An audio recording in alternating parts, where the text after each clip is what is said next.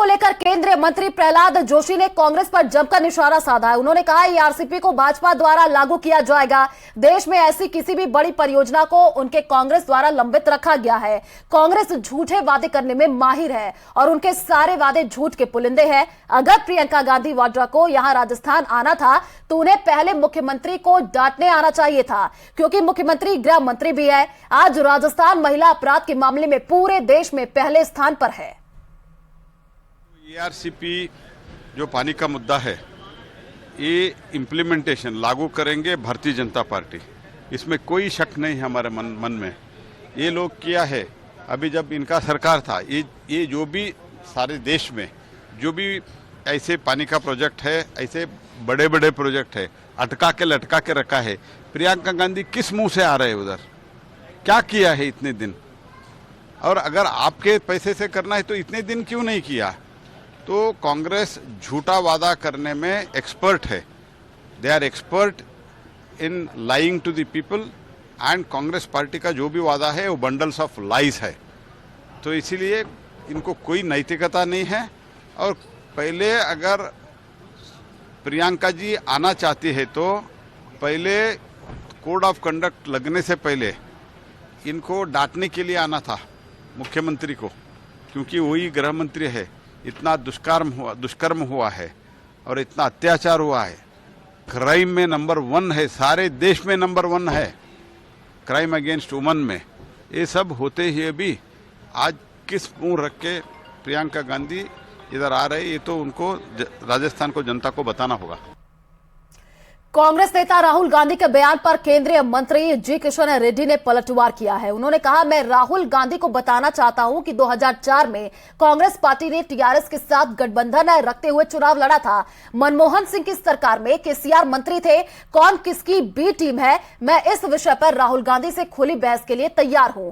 कागज पर लिखा हुआ भाषण देना बड़ी बात नहीं है, लेकिन आप पहले इतिहास समझ लीजिए। आपको बता दें कि राहुल ने तेलंगाना के सीएम को लेकर कहा है कि बीजेपी और मुख्यमंत्री केसीआर मिले हुए हैं और बीजेपी बीआरएस एक साथ काम कर रही है।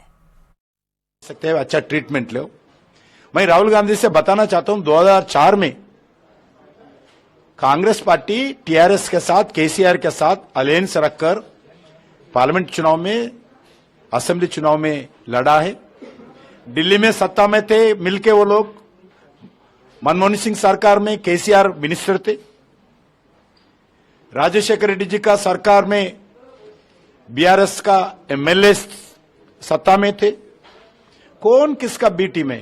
अभी अभी राष्ट्रपति चुनाव में कांग्रेस पार्टी का प्रत्याशी को केसीआर स्वागत करके हैदराबाद में पूरा जिम्मेदारी लेकर प्रचार किया है। कौन किसका बी टीम है? राहुल गांधी, आपको दम है, आपको वास्तव मालूम है तो मैं इस विषय पर डिस्कशन लेके लिए, ओपन डिस्कशन लेके तैयार हूं। समय तय करो। आप दिल्ली प्रेस क्लब में आते क्या? हैदराबाद प्रेस क्लब में आते क्या? आइए।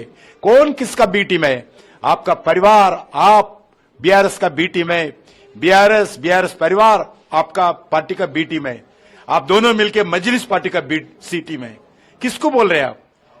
खाली पेपर जो लिख के देते हैं उसके भाषण देना बड़े बात नहीं। राहुल गांधी जी, आप थोड़ा समझ लीजिए, आप हिस्ट्री समझ लीजिए, राजनीति समझ लीजिए, वास्तविकता बताइए। जो मुंह में आया, जो भी लिख के दिया वो बोलना। तेलंगाना का जनता बहुत चतुर है, तेलंगाना का जनता बहुत जागरूक है। तो गाजियाबाद में कविनगर इलाके में महिला थाने में तैनात महिला इंस्पेक्टर ने पति और मौसेरे भाई पर गंभीर आरोप लगाए हैं। महिला इंस्पेक्टर का आरोप है कि उसकी गैर मौजूदगी में उसके पति और मौसेरे भाई ने उसके घर में हिडन कैमरे लगाए, जिसमें उसके व्यक्तिगत वीडियो रिकॉर्ड की गई है। महिला इंस्पेक्टर का आरोप है कि इस व्यक्तिगत वीडियो को वायरल करने की धमकी देकर 1 लाख रुपए की डिमांड की गई है। महिला का यह भी आरोप है कि कैमरे लगाते वक्त अलमारी में रखे 1 लाख रुपए और ज्वेलरी भी चोरी कर ले गए। महिला इंस्पेक्टर ने कहा कि उसके पति से उसका विवाद चल रहा है और मौसेरे भाई ने 10 लाख रुपए उधार लिए हैं, जिसे नहीं देने की बात कह रहा है। महिला ने बताया कि जब वो देहरादून अपने मां के घर गई थी तभी पति और मौसेरे भाई ने कैमरे लगाए। हालांकि महिला ने इस हिडन कैमरे को देख लिया और पुलिस से इसकी शिकायत की। पुलिस अब इस पूरे मामले की जांच पड़ताल कर रही है।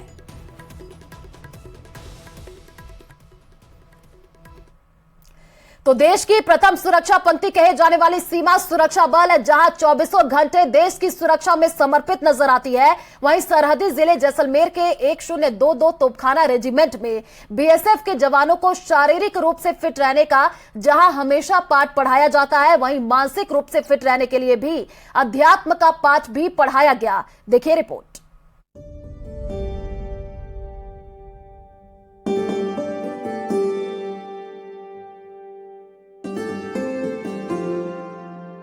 जैसलमेर शहर स्थित 1022 तोपखाना रेजिमेंट में अध्यात्म का पाठ पढ़ाने वाले प्रसिद्ध संत परम द्विज के सानिध्य में जवानों को मेडिटेशन ध्यान का पाठ पढ़ाया। बीएसएफ के जवानों को अध्यात्म, योग, ध्यान, त्याग, समर्पण की जहां महत्ता बताई गई, तो वहीं अहंकार पर कैसे नियंत्रण पाए, इसके बारे में भी जानकारी दी गई।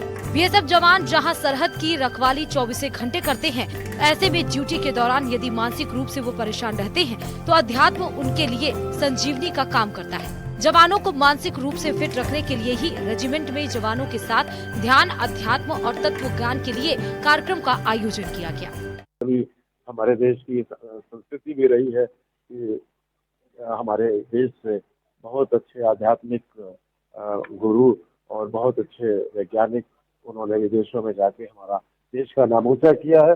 इसी तरह से परम द्विज जो है हमारे देश की संस्कृति को, हमारे देश की बाकी उपलब्धियों को और खुद अपनी बातों को भी ऑस्ट्रेलिया जैसे विशाल देश में उसको वहाँ रख रहे हैं, जिससे हमें बड़े गर्व की अनुभूति। अध्यात्म का पाठ पढ़ाने वाले परम द्विज भारत के निवासी हैं, जो ऑस्ट्रेलिया में पिछले 20 से 25 सालों से रह रहे हैं। ऑस्ट्रेलिया में रहने के बावजूद अपनी मातृभूमि भारत से प्रेम के कारण वो ऑस्ट्रेलिया सरकार की नागरिकता लेने से इनकार भी कर चुके हैं। परम द्विज ने अपनी करोड़ों की संपत्तियों और बिजनेस छोड़कर अध्यात्म का रास्ता अपनाया है। इस दौरान उन्होंने जवानों को भी संबोधित किया और उन्हें जीवन में सदैव तनाव से मुक्त रहने का मंत्र दिया। और जो बीएसएफ का और जवानों का जो रास्ता है वो पूरी तरह से निस्वार्थ है और इस दृष्टि में वो आध्यात्मिक है। और